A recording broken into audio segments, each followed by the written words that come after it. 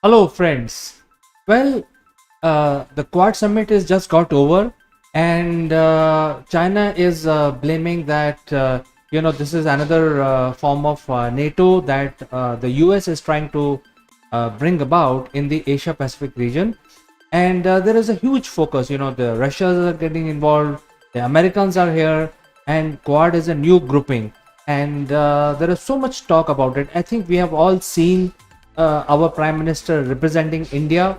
It was covered majorly in the media the world over.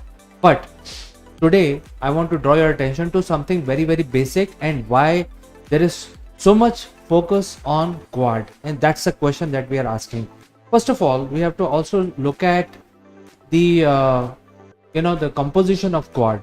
Quad is basically it stands for four people, four countries coming together, and the four major countries in this grouping is India, Japan, US, and Australia.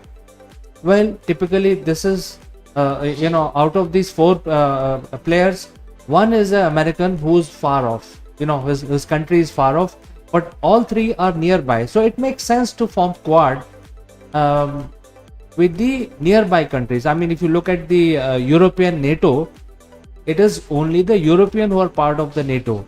It's not somebody jumps from Africa and becomes part of the NATO. So it is more logical. But in case of Quad, the China is not there. Typically, Quad was more meaningful if you look at the grouping. If there was grouping of the Asia Pac countries or ANZ and APAC countries together, then it was more meaningful. Yet this Quad is become a reality, and US is part of it. And I think it's very clear China is not part of it, because the whole Quad movement is to control the movements and activities of China. But why? I think the biggest question that is there is to form Quad and basically sign off the naval treaties. Now, when we talk about naval treaties, what does it mean? It basically means that we will have a joint naval force. So Australian, Indian, American, and Japanese naval force will join together, and this is the way they will be able to compete with the much powerful or even equally powerful naval force of China. So that is one aspect of it. There is other aspect of signing naval treaty is to basically make sure that the warships and other supply ships of each countries can take support and help from these Quad countries. So you can go to their port. There are not much visa regulations. You can refuel your ships. You can resupply your ships, and then you can go back again in the deep ocean. So these are the facilities which are very important for any force, any naval force. For example, if Indian Navy goes from India to say Pacific, they don't want to depend on the supply lines stretched all the way to Pacific from India. They would like to depend on Australian supply lines, and that is why these naval treaties are already signed and done with, way back in 2015 and 2016. So if you look at India and Australia and Japan, they can actually share the ports in respective countries without any bar. So that is one. So that means Quad is a naval force. Okay, but why we need naval force in Quad? Well, I think the next picture will clarify the whole thing. This is a map of the world's population, and this is not really the country specific map.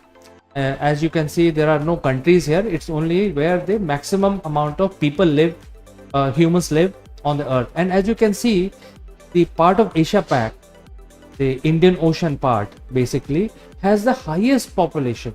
Nearly 75% of the global population lives in and around the Indian Ocean, and that is why Indian Ocean is very important for the world, from the world perspective, for the majority of the population. And that is why Quad is important, because most of the population is living in this part of the world. And because of that, in fact, I will like to draw your attention to the trade routes. when we live in the world, there are trade which is happening, and it is much easier to do trade via the ocean than the land, because the ocean liners can be made into huge ships, and these huge ships can carry supplies for multiple countries in one shot. So and the flotation device can be made very big compared to a truck. So that is why the sea routes are very important. And in this picture I'm trying to show you the major sea route. The thicker the line, the more traffic that sea route has, and that is why you can imagine how important this is. Most of the traffic globally is passing through the Indian Ocean, even though there are Africa here in the Indian Ocean and also Australia. But you can imagine, these are the sea routes, and what these sea routes are used for: basically supply. And the biggest commodity which is supplied here is the crude oil. And if you look at the if you consider the maps of India and China, these two most populous countries do not have crude oil. They have other resources. They are rich in other natural resources, but not in the crude oil. And crude oil is important for everything, every walk of life. Even for running your simple machinery, you need petrol or diesel to run. So India and China are the largest consumer of crude oil, whichever company is or whichever country is providing it. And the crude oil comes to India and China through these sea routes from Middle East. So the whole world map you can now imagine and look at the Indian Ocean as one of the strategic area globally. And that is why Quad is so important, because once you are able to form this group of 4 with the US included, your concentration of your naval force will be in this area. Well, China is also not just quietly watching. They are also preparing, and they also understand the importance of the Indian Ocean for their own trade, because they are the major manufacturing hub. Most of the supply of the produced goods are supplied to other countries through this route. So while petroleum is transferred through this sea route, the grains, produced products, clothes, all is basically transferred to other countries using the Indian Ocean route. So if Indian Ocean is not there, then the whole, or for some reason it stops, then the whole global economy will collapse. Now let's look at the much refined view of the Indian Ocean. Well, as I said, 75% of the global population lives in this part of the world, and these are the major routes.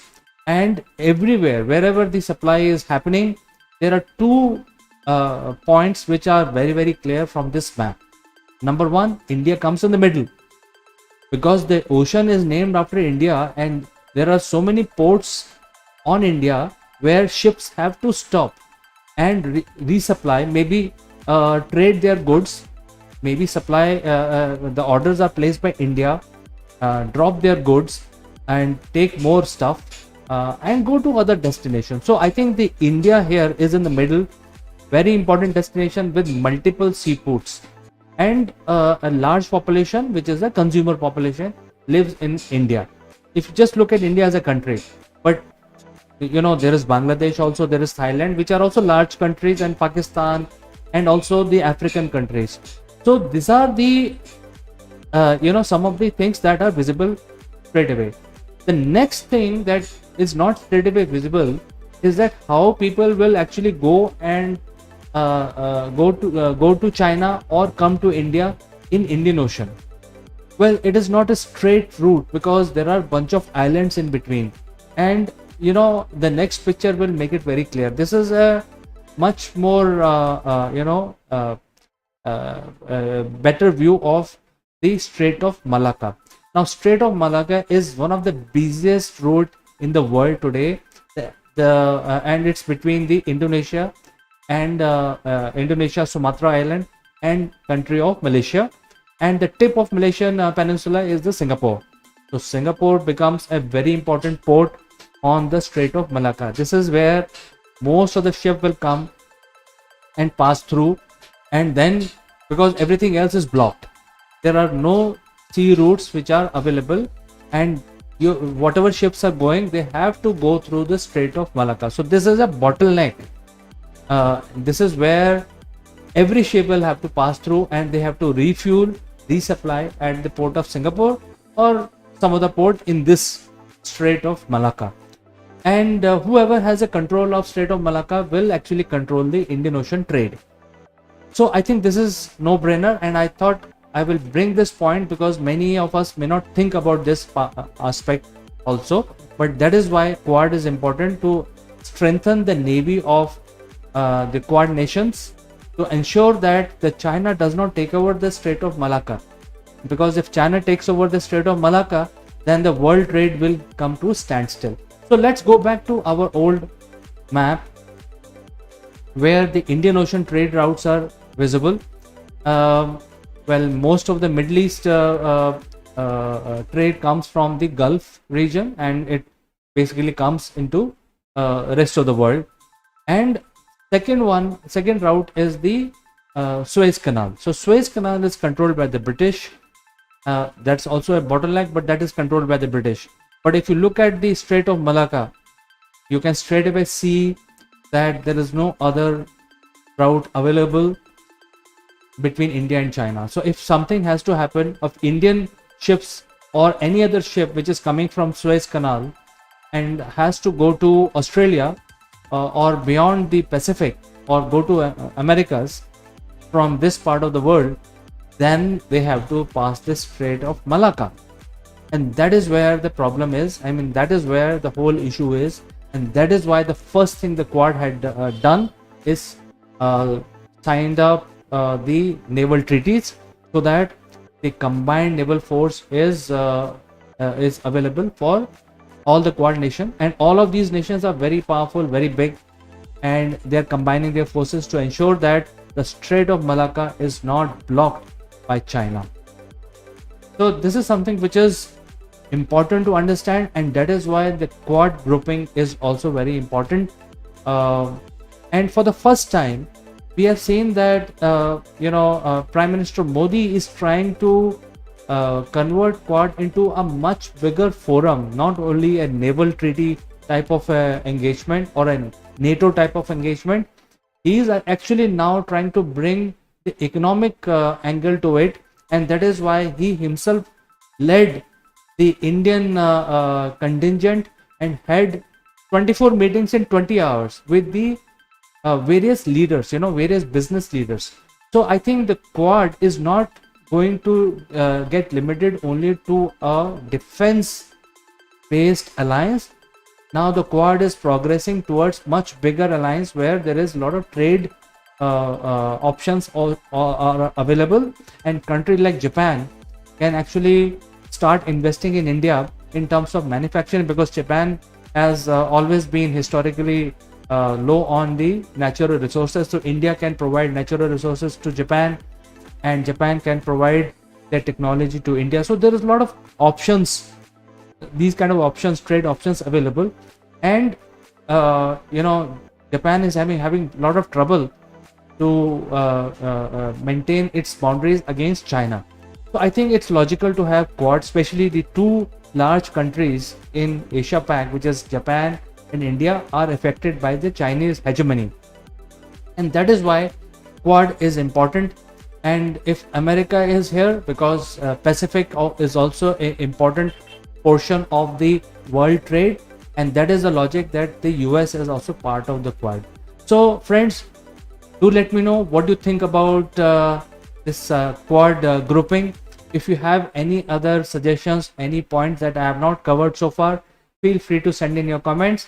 And thanks for watching. As always, I will catch you again in the next session of Morning Brew.